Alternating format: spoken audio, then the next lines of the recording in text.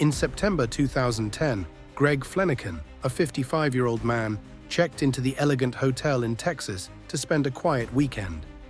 Greg had lived a unique life. As a young man, he worked as a marine engineer, spending months at sea. Later, he shifted to real estate, where he bought and sold land. Despite his demanding early career, Greg had always been thin, likely due to the physical demands of his work. He also smoked heavily, a habit that becomes important later in the story. Every Monday, Greg would travel from his workplace in Louisiana to Texas, where his company would book him a hotel room. The hotel was simple, and Greg didn't care much about luxury. All he wanted was a bed to rest after long hours of work. Upon entering his room on September 15th, Greg followed his usual routine. The bathroom was to his right, the bed was to the left, and a TV was in front of the bed. He placed his suitcase near the bed, unpacked, changed into pajamas, and settled in for a peaceful night. Greg was not a social person, preferring solitude.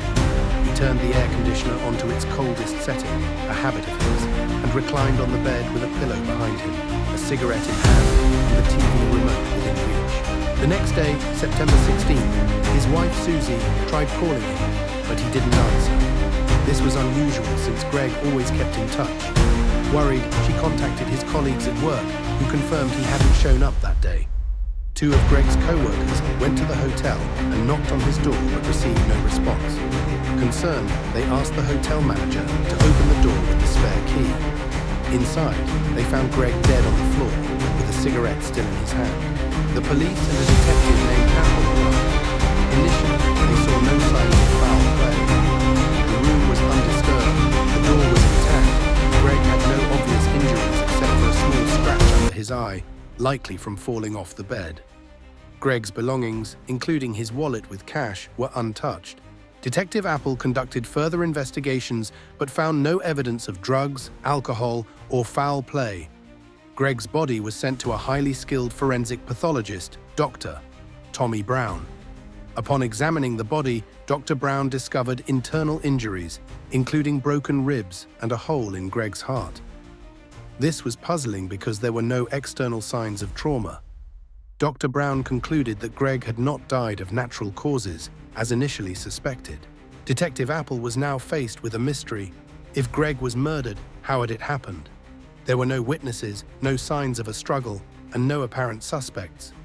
7 months passed without any progress in the case, and it eventually went cold. However, Greg's wife, Susie, couldn't let the mystery go. She hired a renowned private investigator named Ken. After reviewing the case, Ken noticed one crucial detail. The room had been unusually warm when Greg's body was found, despite his habit of keeping it cold. This suggested that the air conditioner had been off for some time. Ken deduced that the power outage in the hotel on the night Greg died had caused the air conditioner to shut off, and Greg hadn't had the chance to turn it back on.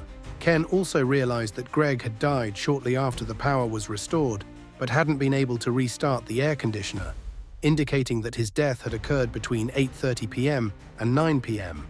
However, this still didn't explain the internal injuries or the cause of death. Ken then noticed a repaired spot on the wall between Greg's room and the adjacent room, 349. After further investigation, Ken found a similar repair in room 349. He concluded that a bullet had passed through the wall, striking Greg and causing his internal injuries. This bullet had gone unnoticed due to the lack of external trauma on Greg's body.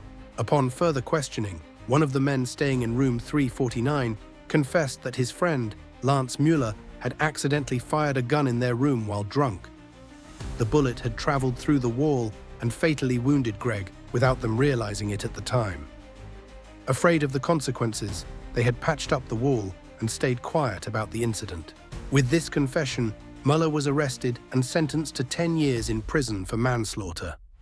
Thus, the mystery of Greg Fleniken's death was finally solved. An accidental bullet from a neighboring room had tragically ended his life.